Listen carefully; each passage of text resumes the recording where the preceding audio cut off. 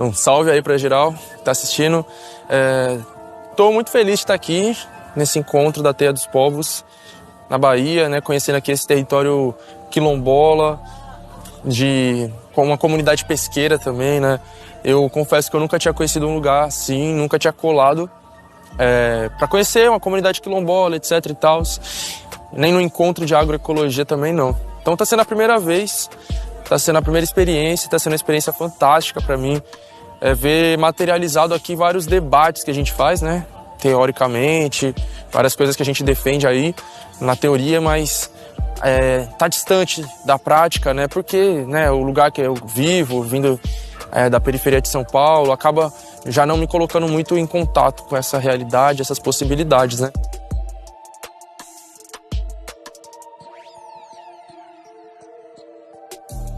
As lutas lá nos territórios urbanos, né, nas periferias principalmente, das grandes cidades, ainda mais falando de São Paulo, tem tudo a ver com as lutas aqui do campo, dos povos tradicionais e originários, porque a visão que se tem de São Paulo, fora de São Paulo e até dentro de São Paulo é uma visão muito distorcida do que é São Paulo, né? Se tem uma visão aí da São Paulo branca, rica e desenvolvida que não condiz totalmente com a realidade. Isso aí representa uma pequena porcentagem de São Paulo, mas eu falo bastante, né, que São Paulo, a maioria da cidade é formada por periferias e essas periferias elas são em sua maioria não brancas e também nordestinas.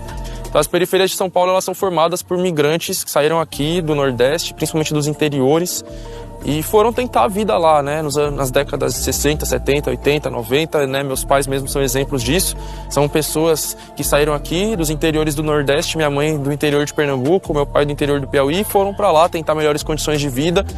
Não acharam tanto assim, né, mas estão lá, como outros milhões e milhões. E essas pessoas, elas são forçadas a migrar, elas são forçadas a abandonar toda a sua vida, suas tradições, sua família, e se adaptar a um outro padrão de vida totalmente diferente, assim, tá ligado? Mas essas pessoas continuam mantendo ali várias tradições ou vários costumes que elas não gostariam de ter que abandonar, sabe? Mas são forçadas, né, pelo novo modo de vida, mas muitas tentam manter. Então a gente vê lá nas favelas em São Paulo muita gente que cria galinhas, que cria até porco, cavalo, cabra, né, e por aí vai. Muitas pessoas que gostam muito de plantar e por aí vai, né?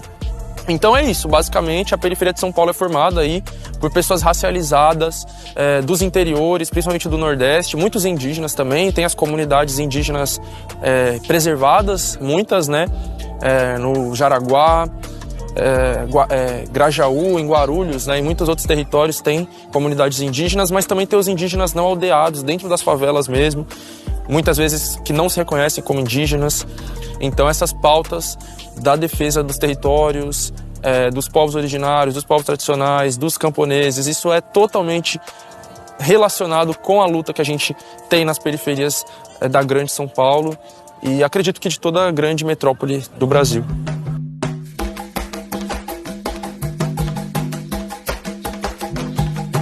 Então, eu vejo que essa migração forçada, esse êxodo rural forçado, né, dos nossos pais e avós lá para São Paulo ou para outras metrópoles, quando a gente nasce lá, né, no meu caso eu sou da primeira geração da minha família que nasceu em São Paulo, a gente perde grande parte desse contato, né, com o campo, se não todo o contato, né, e a gente já nasce numa outra realidade, com a outra cabeça, com muitos preconceitos, porque a cidade, né, impõe, as mídias impõem. Então a gente cresce com uma visão pejorativa, uma visão ruim do que é o interior, do que é o campo. Você vê como lugares totalmente pobres e subdesenvolvidos, né? O Nordeste, que é aquela grande visão estereotipada de um lugar sem água, sabe? Então, infelizmente, são visões que são muito fortes, assim, até entre filhos de nordestinos, de achar que estar em São Paulo é uma coisa incrível. E as pessoas, elas não se dão conta do quanto que estar em São Paulo é adoecedor, na verdade, sabe? E é fruto de pobreza, é fruto da desigualdade, que nossos pais muitas vezes não gostariam de estar ali, eles sonham em voltar para suas terras, para os seus territórios originais, e a gente preso dentro dessa bolha que é a periferia de São Paulo, a gente não consegue ter uma dimensão do que é o mundo lá fora. E quando eu viajo para outros lugares, né, eu que hoje tenho essa possibilidade, mas que até pouquíssimo tempo atrás eu não tinha a possibilidade de viajar por falta de dinheiro, Hoje, quando eu consigo viajar, seja para o interior de São Paulo, que eu já viajei para palestrar em várias cidades do interior de São Paulo, né, Bauru, Ribeirão Preto, né, e Hortolândia. Toda vez que eu estou indo para o interior de São Paulo, o que eu mais vejo são latifúndios. Então, para mim, é uma coisa assim indignante você passar quilômetros e quilômetros cercado por grandes terras com milhares de quilômetros vazios, não tem nada ali, não tem nem gado, não tem nada absolutamente. E a reflexão que bate na minha cabeça é essa, tá ligado? A gente tá lá, amontoado em favelas, milhares de, como diz a música dos Racionais, né? Milhares de casas amontoadas, ruas de terra, no morro, enfim, né? Na beira de córregos. E tem ali milhares de quilômetros quadrados vazios, sem aproveitamento nenhum, que poderia ter muita gente morando ali, né?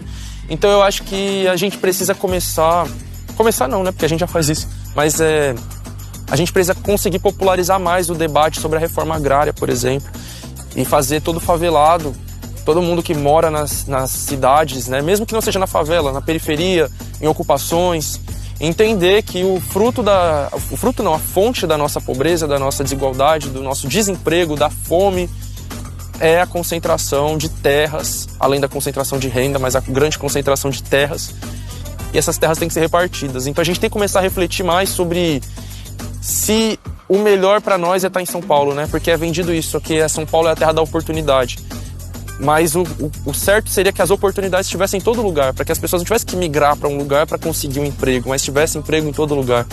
E a pauta da reforma agrária, ela é, acho que a número 1 para o Brasil, para a população pobre, para a população negra, acima de tudo. Quando a gente fala de reparação histórica para a população negra, a pauta número 1 é a reforma agrária.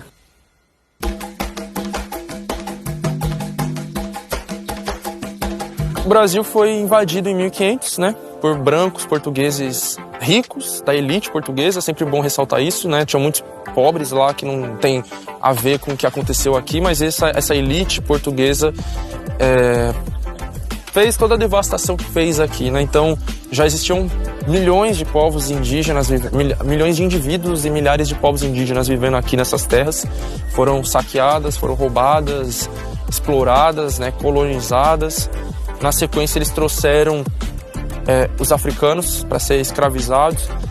E o Brasil, ele se formou a partir disso, né? O Brasil se forma a partir da exploração de indígenas e do extermínio, e a partir da escravização de africanos, afro-brasileiros, e depois o extermínio, né? Esse processo de extermínio sistemático que vem desde a abolição até a atualidade. E esse processo de extermínio e de exploração, etc., ele atinge também pessoas brancas que são pobres, que são muitas vezes filhos ou netos de negros, de indígenas, né? Que são, às vezes, povos ribeirinhos, né? Camponeses, tem muitos brancos nesse meio, né? Então eu acredito que todo esse povo que é explorado, que é oprimido, que é empobrecido, que foi empobrecido, né?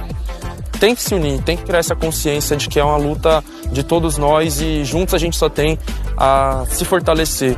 E sempre é bom lembrar que nos quilombos, a gente está aqui na área quilombola, né? Quando os quilombos surgiram durante o período da colonização, eles acolhiam, né? Não só pessoas negras e africanos que fugiam da escravidão, mas também indígenas e até mesmo brancos pobres.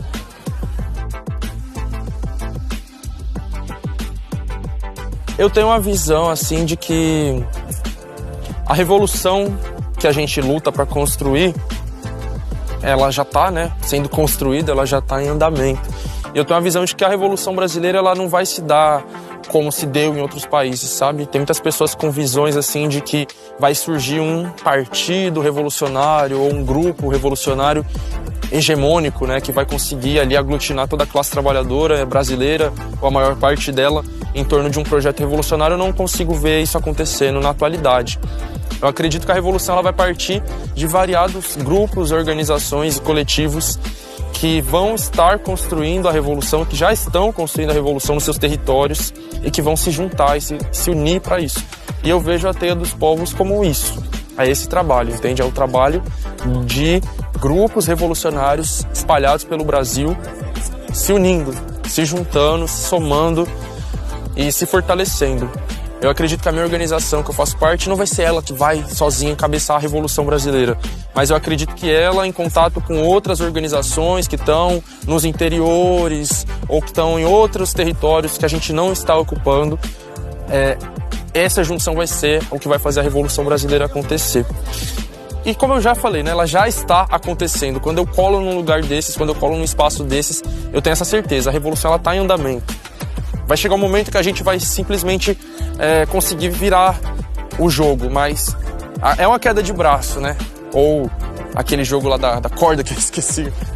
Enfim, pensando na queda de braço, eles ainda estão ganhando, mas uma hora a gente vai conseguir virar esse braço aí.